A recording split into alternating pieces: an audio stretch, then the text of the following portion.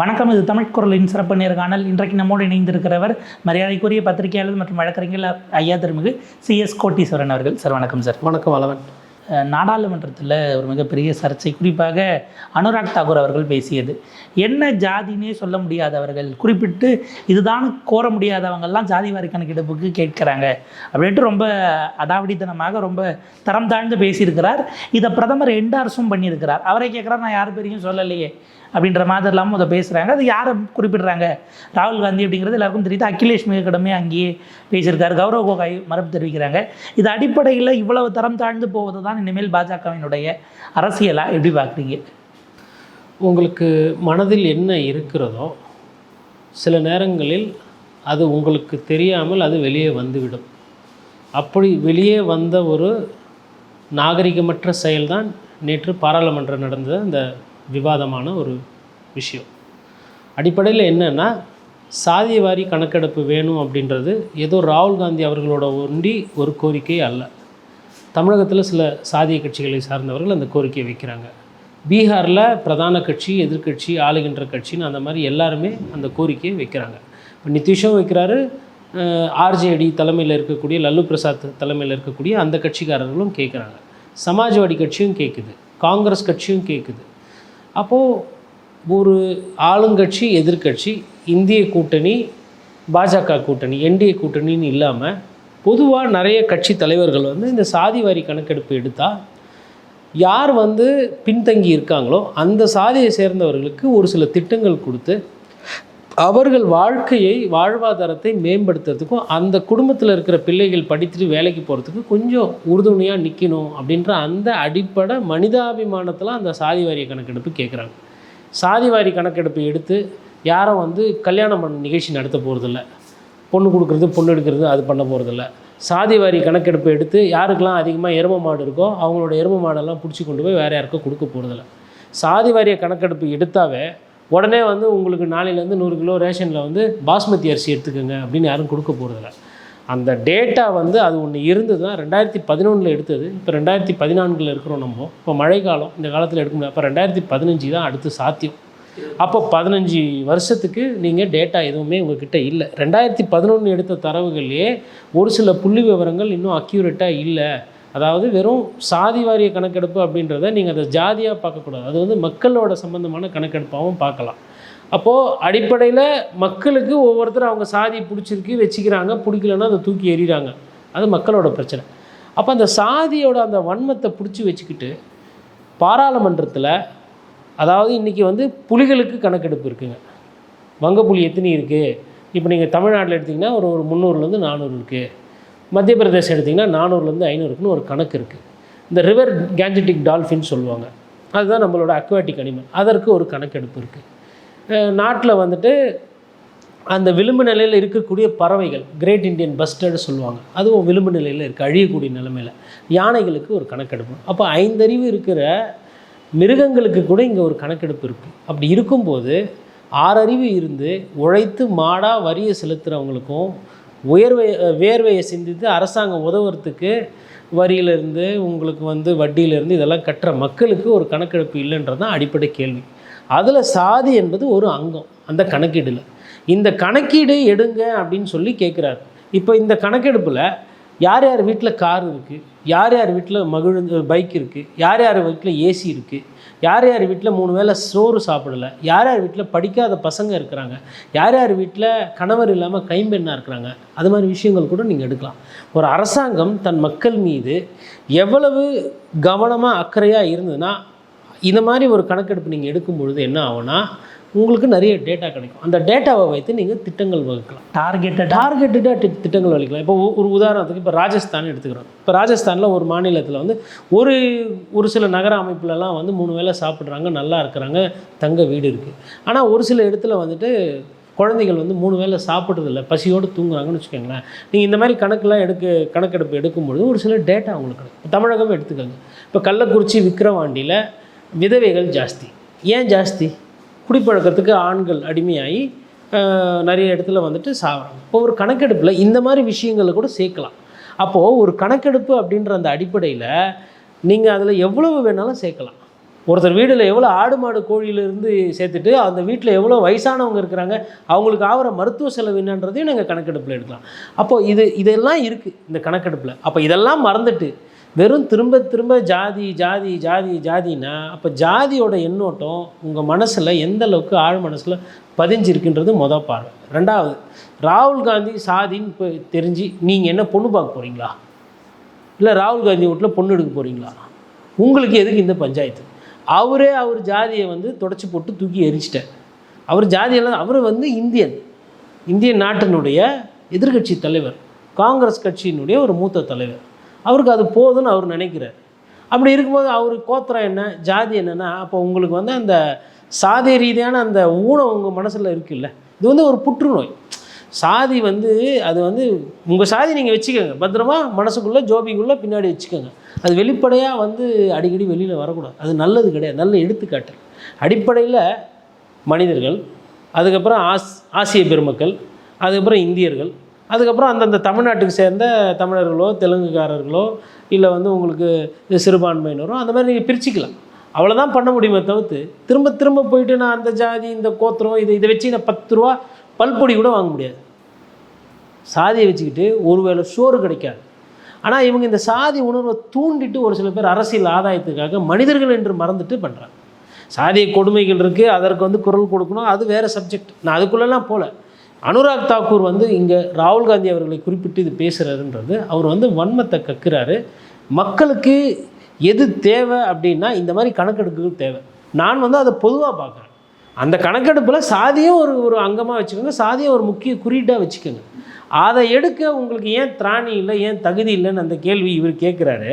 அதற்கு நேராக பதில் சொல்ல துப்பு இல்லாமல் இந்த மாதிரி சாதி ரீதியாக அணுகிறதுன்றது வந்து இது ஒரு இந்திய பாராளுமன்றத்தில் இப்போது நான் ஏன் வந்து இப்போ கொஞ்சம் எவ்வளவு தன்மையாக பேச முடியுமோ நான் அவ்வளோ தன்மையாக பேசுகிறேன். இப்போ வெளிநாட்டில் இருக்கிறவங்க இதை எப்படி பார்ப்பாங்கன்னா, இப்போ சிங்கப்பூரில் இருக்கிறாங்க, இல்லை வந்து அமெரிக்காவில் பாராளுமன்ற உறுப்பினர்கள் இருக்காங்கல்ல, இல்லை வந்து பிரிட்டனில் இருக்கிற கவுன்சில் மெம்பர்ஸ் பார்க்குறாங்கன்னா, ஏன்னா இது டெவலப்பிங் நேஷனுன்றாங்க, 3 ட்ரில்லியன் எக்கனாமி போகுதுன்றாங்க, இஸ்ரோலேருந்து ராக்கெட் மேலே போகுது, கோல்டு மெடல் ஒலிம்பிக்கில் வாங்கணும், வளருதுன்னெலாம் பேசுகிறாங்க. ஒருத்தர் வந்து இன்னொரு காஸ்ட்டை பார்லிமெண்ட்டில் பற்றி பேசுகிறாரு. இவனுங்க இவ்வளோதானா அப்படின்ற மாதிரி அவங்க நினைப்பாங்க. ஒருத்தர் வாழ்க்கையில் வெற்றி பெறுறாரு இல்லை வெற்றி பெற போகிறாருன்னா, சாதி என்பது ஆரம்ப காலத்தில் தாழ்த்தப்பட்டிருந்தால் அதை பயன்படுத்தி முன்னேறத்துக்கு உதவலாம், அவ்வளோதான். அதோடு அது கதை முடிஞ்சு போச்சு. அப்போது ஒரு மனிதர்கள் மீது நம்பிக்கை இல்லாதவர்கள், மனிதாபிமானமற்றவர்கள், மக்களை பற்றி எந்த அக்கறையும் இல்லாதவர்கள்னால் இந்த மாதிரி வக்கரமாக இந்த சாதியை பிடித்து ஆளுவாங்க. அப்படி ஒரு பட்ட நபராக தான் எனக்கு அனுராக் தாக்கூர் தெரிகிறார். நிதியமைச்சர் நிர்மலா சீதாராமன் அவர்கள் ராகுல் வந்து பட்ஜெட்டை ப்ரிப்பேர் பண்ண டீமில் ஒரு பட்டியலினத்தவரோ பழங்குடியினரோ ஓபிசிஸ்க்கான பிரதிநிதித்துவம் இல்லைன்னு பேசினதை, அப்போ அவங்களெல்லாம் நீங்கள் இழிவுபடுத்துறீங்களா? வீட்டுக்கு கூட போகாமல் 5 நாள் 7 நாள் ராத்திரி பகலாக உழைச்ச பியூரோக்ராட்ஸை நீங்கள் கொச்சப்படுத்துறீங்களா? உங்களுக்கு எல்லாமே ஜாதி தானா அப்படின்ட்டு அதை அப்படியே ட்விஸ்ட் பண்ணி திருப்புறாங்க அப்படிங்கிறத நம்ம எப்படி பார்க்கணும்? இல்லை, அது வந்து கரெக்டாக தான் பார்க்கணும். அதாவதுங்க, நீங்கள் வந்து ஒரு வினை செய்கிறீங்கன்னா அதனுடைய எதிர்வினை என்னன்றதை கணிக்கணும். அதாவது தாழ்த்தப்பட்ட சாதியினரில் ஒடுக்கப்பட்டவர்களில் இந்த பட்ஜெட் ப்ரிப்பேர் பண்ண டீமில் ஷெட்யூல் காஸ்ட், ஷெட்யூல் ட்ரைப்ஸு, ஆதிவாசிகள், ஆதி திராவிடர்கள்லாம் இல்லை அப்படின்ற ஒரு குற்றச்சாட்டை நீங்கள் வைக்கிறீங்க. அந்த குற்றச்சாட்டு நிதர்சனமான ஒரு உண்மையும் கூட. அந்த டீமில் யாரும் இல்லை. ஒரு பட்ஜெட்டுக்கு வந்து ரிசர்வேஷன் வச்செல்லாம் பட்ஜெட் போட முடியாது. இப்போ எங்கள் ஐயா காமராஜர் இருந்தார். காமராஜரை ஒரு சாதியை பார்த்துட்டு இந்த சாதிக்காரர் முதலமைச்சராக வரக்கூடாது, வேற ஒருத்தர் வரணும் அப்படின்னா 3 வேளை நிறைய பேர் சோறு சாப்பிட்ருக்க மாட்டோம். அப்போது அந்த கருத்தை வந்து அன்றைக்கி நீங்கள் சொன்னீங்க. இது வந்து மல்யுத்தம் மாதிரி. இந்த பாயிண்ட் வந்து அப்படி திரும்பிடுச்சு. இப்போ இவங்க என்ன பண்ணுறாங்கன்னா, ஒரு சாதியில் தானே நீங்கள் அதே சாதியை வச்சு நாங்கள் அணுகிறோம்னு சொல்லிட்டு வராங்க. அவர் சொன்னதோட நோக்கம் என்னென்னா எல்லாரையும் சேர்த்து வச்சு செய்யுங்க அப்படின்றது ராகுல் காந்தி சொல்கிறார். பியூரோக்ரஸிலே பிரதிநிதித்துவம் கொடுங்கன்னு சொல்லி அவர் பேசியிருக்கிறாரு. இவங்க அதை எப்படி புரிஞ்சுக்கிட்டாங்கன்னா, அந்த சாதி வன்மத்தை வந்து கக்கி இடைசாதியினர், நடுத்தர வர்க்கம், மேல் சாதியினர் வந்து எங்களுக்கு ஆதரவாக இருப்பாங்க, நாங்கள் இந்த கருத்தை சொல்லி உங்களை கலங்கப்படுத்தினாலும் அவங்க எங்களுக்கு வாக்கு செலுத்துவாங்க, சாதி ரீதியாக பிளவுபடுத்துறதுக்கு இது உதவும் அப்படின்னு பாரதிய ஜனதா கட்சி நம்புது. அந்த நம்பிக்கையின் பாலில் தான் வந்து நிர்மலா சீதாராமன் அம்மையார் இந்த கேள்வி கேட்குறாங்க. அந்த நம்பிக்கைக்கு உச்சமாக இருக்கக்கூடிய ஐயா பாரத பிரதமர் மோடி அவர்கள் அதை வந்து சந்தோஷமாக போட்டு அதை பகிர்ந்து அது வந்து ஒரு கண்டனம் கூட தெரிவிக்கலை. என்னை பொறுத்தவரைலாம் பாராளுமன்றத்தில் எந்த சாதிக்காரங்க பட்ஜெட் போட்டாங்கன்றதெல்லாம் முக்கியம் கிடையாதுங்க. ராகுல் காந்தி நிறைய விஷயங்கள் பாராளுமன்றத்தில் பேசியிருந்தேன், நான் அதை பற்றி பேசியிருக்கேன். ஆனால் இந்த புகைப்படத்தை காட்டி இந்த சாதி இது அப்படின்றத நான் பெருசாக அதில் வந்து எனக்கு வந்து பெரிய ஈடுபாடு கிடையாது. நல்லவர்கள் போட்டார்களா பட்ஜெட்டை, வல்லவர்கள் போட்டாங்களா, எளிய மக்கள், அது என்ன ஜாதி என்ன மதன்றதுக்குள்ளே நமக்கு தேவையில்லை. அடிப்படையில் அவர்கள் மனிதர்கள், குறைந்தபட்ச ஒரு மனிதனுக்கு உண்டான தேவைகள் அந்த பட்ஜெட் பூர்த்தி செய்யப்படுகிறதுன்னு தான் பார்க்கணும். இப்போ நல்ல சரி சிறுபான்மையிலேருந்து ஒரு ஜாதியில் போகிறாங்க, அவங்க போயிட்டு கேவலமாக ஒரு பட்ஜெட் போட்டால் ஏற்றுக்கலாமா? இல்லை விளிம்பு நிலையில் இப்போ ஆதிவாசியிலேருந்து ஒரு 4 பேரை வச்சு போட்டுட்டு அந்த பட்ஜெட் ரொம்ப மோசமாக இருக்குது, மக்கள் வயிற்றில் அடிக்குது, இப்போ அந்த பட்ஜெட் ஏற்றுக்கலாமா? எந்த சாதியினர் பட்ஜெட் போடுறாங்கன்றது முக்கியம் இல்லை, அந்த போட்டவங்க நல்ல எண்ணத்தோடு போட்டாங்களான்றது தான் முக்கியம். அவங்க நல்ல எண்ணத்தோட போடலை அப்படின்றது தான் என்னோடய பார்வை, என்னோடய குற்றச்சாட்டு.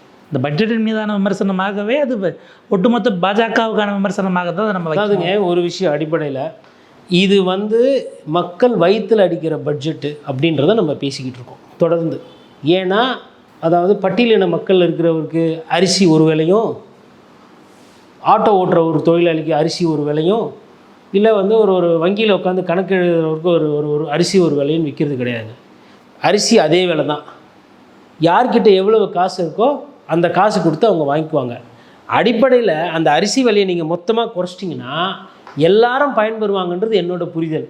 இவங்க என்ன சொல்லுவாங்கன்னா, மேல் சாதியினர்கிட்ட காசு இருக்குது அதனால் அவங்க அதை வாங்கிக்குவாங்க, கீழ் சாதியினருக்கு நீங்கள் என்ன பண்ணுவீங்க, அரிசியை வந்து நீங்கள் ஒதுக்கீடு பண்ணுங்கன்ற மாதிரி கேட்குறாங்க. இப்போ நம்ம என்ன பார்க்குறோன்னா, ரேஷன் கடையில் கொடுக்குறதுன்றது வேறு, பட் அடிப்படையில் எல்லாவோட விலைவாசியும் கம்மியானால் எல்லா மக்களும் பயன்பெறுவாங்கன்றது தான் பார்க்குறோம். அப்போ பட்ஜெட்டை வந்து நீங்கள் கணக்கு ரீதியாக உழைத்த காசுக்கு வரியை வாங்கிக்கிட்டாங்க, அந்த வரிக்கு அவங்க திரும்ப என்ன கொடுத்தாங்கன்றது தான் அதை பார்க்கணும். அதுக்குள்ளே சாதிய கண்ணோட்டமாக நீங்கள் போய் பார்க்க ஆரம்பிச்சிங்க படிச்சிங்கன்னா பிஜேபி இதை ரொம்ப ரசிக்கும், பிஜேபி இது ரொம்ப பிடிக்கும். அவங்க சாதின்ற ஒரு விஷயத்தை வந்து நாட்டு மக்கள்கிட்ட கொளுத்தி போட்டு அந்த சாதி பிரிவினையில் வர்ற அந்த அந்த அல்ப வாக்குகளுக்காக ஆட்சி நடத்துறதுக்கு தயாராக இருக்கிறாங்க.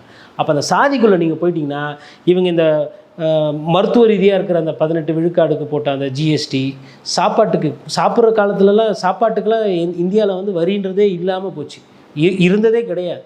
நமக்கும் வெள்ளைக்காரர்களுக்கும் அங்கே தான், அவங்களுக்கு எல்லாமே வரின்னுவாங்க. இங்கே வந்து வரி அந்த மாதிரி வந்து கேட்டால் வந்து ஒரு போராட்டமே நடந்து சுதந்திர போராட்டத்தினுடைய பேஸ் அதுதான். உப்புலேயே ஸ்டார்ட் பண்ணிட்டோம்.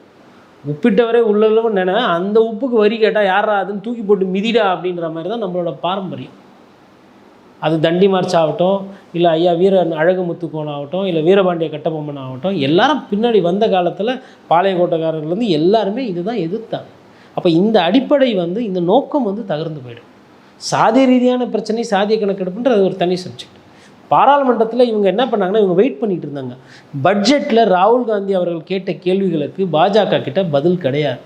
அக்னிவீரை பற்றி அவர் பேசப்பட்ட போது அக்னிவீர் திட்டங்களுக்கு அவங்க பதில் கிடையாது. அதுக்கு என்ன பண்ணிட்டாங்கன்னா, இப்போ பாஜக எங்கெங்கே மாநில ஆட்சி இருக்கோ அங்கெல்லாம் வந்து ரிட்டையர் ஆன அந்த போயிட்டு இராணுவத்துக்கு போயிட்டு திருப்பி வர அக்னிவீருக்கு ரிசர்வேஷன் கொடுக்குறாங்க, உள் ஒதுக்கீடு தராங்க, வேலை வாய்ப்புகளை பங்களிப்பு கொடுங்கன்னு அந்த மாதிரி பண்ணுறாங்க. இருந்த வேலையை பறித்து கொண்டு அவர்களை டெம்பரரி ஒர்க்கரை ஆக்கிட்டு ஃபஸ்ட்டு என்ன சொன்னாங்கன்னா, வெறும் பணக்காரர்களை தேடி அக்னிவீர் திட்டத்திலேருந்து அவங்க வந்தாங்கன்னா நாங்கள் அவங்க வேலைக்கு எடுத்துக்குவோம். என்ன எடுக்க போகிறீங்க? செக்யூரிட்டியாக எடுத்துப்பீங்க, செக்யூரிட்டி கார்டாக எடுத்து பாதுகாப்பு வேலை கொடுப்பீங்க. 18 வயசுக்குள்ளே போனால் பேசிக் டிகிரி இல்லை, படிப்பறிவு பெருசாக இருக்காது, அவங்களுக்கு தெரிஞ்சதெல்லாம் துப்பாக்கி எடுத்துக்கணும், இந்த இராணுவ உடை போட்டு மிடுக்காக இருக்க வேண்டும், யாருன்னா கை காட்டுறாங்களா சுடணும் அடிக்கணும், இதுதான் அவங்களுக்கு தெரியும். அதை தாண்டி வேறு என்ன பயிற்சி பெருசாக நீங்கள் கொடுத்துட முடியும்? அப்போ அதை எடுத்துக்கிட்டு வந்துட்டு ஒரு கம்பெனிக்கோ இல்லை ஒரு தொழில்பேட்டைக்கோ இல்லை ஒரு வங்கிக்கோ அவர் வேலைக்கு போகிறாருன்னா என்ன வேலை போகணும்? பாதுகாப்பு வேலை தான் போக முடியும். இது ஒரு பெரிய வேலையாக நீங்கள் சொல்லுங்கள். அவங்களும் இப்போ எடுக்கிறதில்ல. அதனால் இப்போ இவங்க இந்த போயிட்டு வந்தவங்க இப்போ வேலை எல்லாமே இப்போ ஊரில் சுற்றிக்கிட்டு இருக்காங்க. அக்னிவீர், பழைய அக்னிவீர், இது பெரிய பிரச்சனையாக ஆகுதுன்றதுனால, அதாவது அக்னிவீர் பிரச்சனையே இல்லை, நாட்டுக்கு நல்லது, இளைஞர்களை வைத்து நாங்கள் இளம் சிப்பாய்களை வைத்து நாங்கள் வழி நடத்துகிறோம் அப்படின்னு சொன்ன அந்த பொய் இன்றைக்கி அவர்கள் வேலையை முடித்து அந்த 3 வருடம் 5 வருடம் ஆகிட்டு வர ஆரம்பிச்சிருவாங்க. ஒவ்வொருத்தராக வர அஒரு அக்னிவீர் வந்து திருட்டு வேலையில் ஈடுபட்டிருக்காருன்னு சொல்லிட்டு ஒரு வழக்கானது பதிய ஹைவேல கடத்துறது இந்த மாதிரி. அப்போ இதெல்லாம் எங்கே போகுது? நீங்கள் இதுக்கு முன்னாடி இந்த மாதிரி ஒரு அட்லீஸ்ட்டு அவர் இங்கே வரலன்னா அங்கேயாச்சும் இருந்திருப்பார். அப்போது வறுமைனா என்ன, வேலை வாய்ப்புன்னா என்ன, மக்கள் பிரச்சனை என்ன, பண விகிதாச்சாரம்னா என்னன்னே தெரியாமல் இருக்கிறீங்க. இதெல்லாம் தெரியாத காரணத்தால் சாதி, ராகுல் காந்தி ஜாதி என்ன, சோனியா காந்தி இங்கே இருந்தாங்க, இவர் என்ன, இவர் சிறுபான்மையரா, இவர் பெரும்பான்மையரா, என்ன சார் இந்த பிரச்சனை. அப்போது பேசிக்கான பிரச்சனைகளுக்கு இவர்கள்கிட்ட தீர்வு இல்லை. அதனால் இவங்க என்ன பண்ணுறாங்கன்னா சாதி மதம்னு ஓடி போயிடும். பார்ப்போம் சார். ஒரு நீண்ட விரிவான உரையாடல். உங்களுடைய நேரத்துக்கும் கருத்துக்களுக்கும் ரொம்ப நன்றி சார். நன்றி.